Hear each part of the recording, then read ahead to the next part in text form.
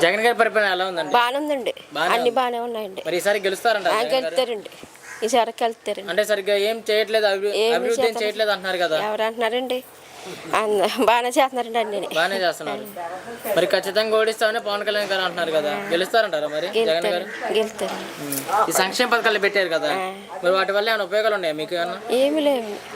సంక్షేమ పథకాల వల్ల ఏమి లేవా? ఏమి లేవు. అంటే మీ ఇంటికి అలాంటివి ఏమి రావట్లేదు సంక్షేమ పథకాలు? వస్తలేదు రావట్లేదు. ఇప్పుడు అమ్మఒడి మా పిల్లలు లేరండి, పెద్దోళ్ళు అయిపోయారండి. 40 సంవత్సరాలకే 18,000 ఇస్తున్నారు కదా, వయసు సరిపోదు అంటున్నారండి. ఇప్పుడు పెన్షన్ కానీ అలాంటివి ఏమి రావట్లేదు. పిండి వస్తలేదండి. మరి ఈసారి ఎవరు గెలిస్తే బాగుంటుంది అనుకుంటున్నారు? అదే జగన్ గారు. జగన్ గారు ఎందుకనండి? ఇప్పుడు మీకు ఎలాంటి పరిపాలనకి అన్ని బాగానే ఉన్నాయండి. మీ కుటుంబానికి ఎలాంటి అభివృద్ధి లేదు, ఎలాంటి లబ్ధి లేదు. మరి అయినా కానీ వస్తున్నాయి చెప్తున్నాను కదా. మరి అయినా కానీ జగన్ గారు ఎందుకు కావాలనుకుంటున్నారు? అదండి అన్ని బాగానే ఉన్నాయని అంటున్నామండి. మరి చంద్రబాబు గారు అన్నారు ఈసారి నాకు ఛాన్స్ ఇవ్వండి, మంచిగా ఇంకా చేస్తా అంటున్నారు కదా. ఈసారి చంద్రబాబు గారిని గెలిపించుకుంటారంట? జగన్ గారు అండి. జగన్ గారి పరిపాలన బాగానే ఉంది. మరి ఈసారి గెలుస్తారనుకుంటున్నారా? గెలుస్తారా? మీరు ఎందుకనండి గెలుస్తారు? ఎలాంటి అభివృద్ధి చెందట్లేదు అంటున్నారు కదా.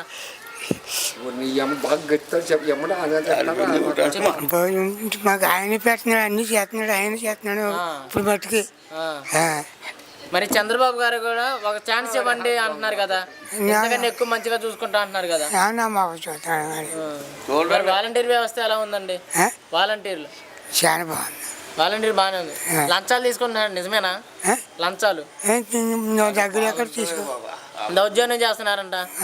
అదేం లేదండి అసలు.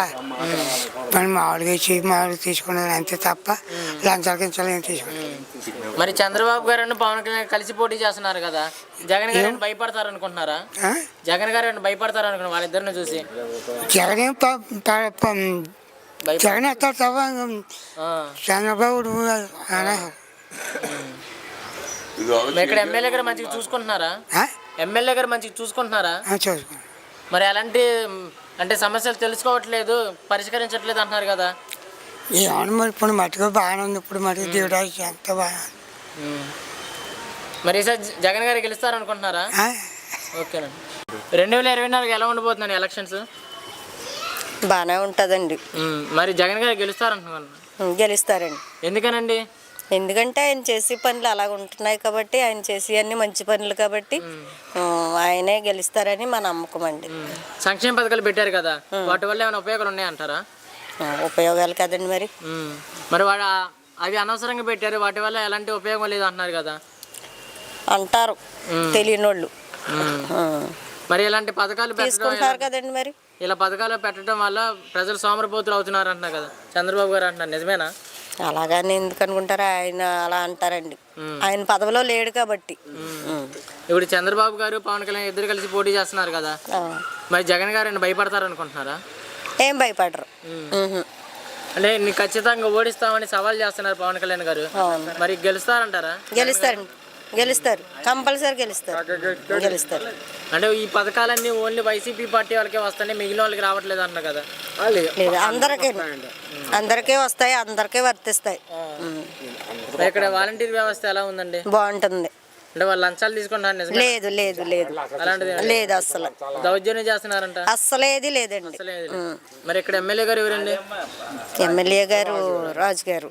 మరి ఆయన గారు మంచిగా చూసుకుంటున్నారా? బాగానే చూస్తారండి, బాగానే వస్తారు. మరి జనాల గురించి అలా పట్టించుకోరు అంటున్నారు కదా. లేదండి, వస్తారు. ఆయన పట్టించుకోకపోతే ఎలా అండి? మరి ఈసారి గెలుస్తారనుకుంటారా? కంపల్సరీ అండి, ఎమ్మెల్యే గారు. మాకైతే నమ్మకం ఉంది. మరి ఈసారి ముఖ్యమంత్రి ఎవరు వస్తే బాగుంటుంది అనుకుంటున్నారు? జగన్ గారే రావాలి. ఓకేనా? జగన్ గారి పరిపాలన బాగానే ఉంది. మరి ఈసారి గెలుస్తారనుకుంటున్నారు? గ్యారంటీగానే. ఎందుకనండి? ఆయన ఇచ్చే పథకాలు అటువంటివి. మరి ఈ పథకాలు ఓన్లీ వైసీపీ పార్టీ వాళ్ళకే వస్తున్నాయి అంట కదండి. ఏదో అనుకుంటారు కానండి, అన్ని వేస్ట్ కానండి. ఇచ్చి ఓటుగా ఉండాలి కదా ముంగట. గ్యారంటీగా జగన్ అండి. ఈ పథకాలు ఇవ్వటం వల్ల రాష్ట్రం మొత్తం అప్పుల్లో కూరుకుపోయిందని అంటున్నారు. అప్పులు చేయనోడు ఎవడాడు? అప్పులు చేయనోడు ఎవడన్నాడు? ప్రతి ఒక్కడు అప్పు చేస్తాడు. ఒక చిన్న ఇల్లు ఉందంటే ఆ చిన్న ఇల్లుకి అప్పులు ఆడుకుంటాయి, లోకం ఉంటుంది. ఇప్పుడు ఇల్లు ఇచ్చాడు లోకం, అన్ని పథకాలన్నీ బాగానే ఉన్నాయి. ఈ పథకాల వల్ల ప్రజలు సోమరపోతు అవుతున్నారు, నిజమేనా? ఎందుకు అవుతారు? పని చేసుకునే వాడికి కష్టపడే వాడికి ఇస్తే బాగున్నాడు అవుతున్నాడు కదా. దరిద్రులాగా ఉంటున్నాడు. మరి ఇంతవరకు ఏ పార్టీ ఎవడ ఇవ్వలేదు. జగన్ గారు మాత్రం నెంబర్ 1 ఇస్తున్నాడు. మరి ఇక్కడ వాలంటీర్ వ్యవస్థ ఎలా ఉంది? నెంబర్ 1. అంటే వాళ్ళు లంచాలు తీసుకున్నారు, నిజమేనా? అది లేదు, అలాంటిది ఏం లేదు. నీకు ఏది కావాలన్నా మనకి వాళ్ళు ఇమీడియట్గా వస్తున్నారు. మన పని మనకి చేసి పెడుతున్నారు. మనం వెళ్ళి అక్కడికి వెళ్ళి కూర్చోక్కర్లేదు. మరి ఇక్కడ ఎమ్మెల్యే గారు ఎవరండి? రాజు గారు. ఆయన గారు మంచిగా చూసుకుంటున్నారా? బాగా చూసుకుంటారు. అంటే జనాల గురించి అసలు పట్టించుకోరు, సమస్యలు ఎలాంటి తెలుసుకోరు అంటున్నారు కదా. ఇప్పుడు ఎవడో అంటే దానికి అంత ఇబ్బంది ఏమీ లేదు. గ్యారెంటీగా జగన్. ఇప్పుడు వైఎస్ షర్మిలా గారు కాంగ్రెస్ పార్టీలో జాయిన్ అయ్యారు. మరి ఏపీలో పోటీ చేస్తాం అంటున్నారు. మరి ఎలాగ? ఆవిడ గురించి మనకి అంత అవగాహన లేదు. ఆవిడ మొన్నటిదాకా హైదరాబాద్లో అనుకుంది. మరి మళ్ళీ ఆంధ్రాలోకి వస్తే అప్పుడు తర్వాత ఏం చెప్తామండి. ఆంధ్రప్రదేశ్లో వస్తే ఓట్లు ఏమైనా చీలే అవకాశాలు ఉంటాయి అంటారా? అలాంటిది ఇంతవరకు జగన్ బాగుంది. ఈసారి ఇప్పుడు అభివృద్ధి అంటే అభివృద్ధి జరుగుతుంది. ఫస్ట్లో మనకి ఈ కరోనా ఈ వత్తులో కొంత ఇబ్బందులు ఉంటాయి. సంవత్సరం అందది ఎవరికన్నా ఇబ్బందులు ఉంటాయి.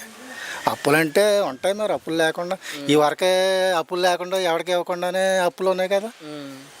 ఇప్పుడు ఈ వరకే ఈ పథకాలు ఎవరికి ప్రతి ఒక్కళ్ళకి 18-40 సంవత్సరాలు 45 వాళ్ళకి ఈ చేతి వృత్తులు చేసుకునే వాళ్ళకి 15,000 ఇస్తున్నాడు.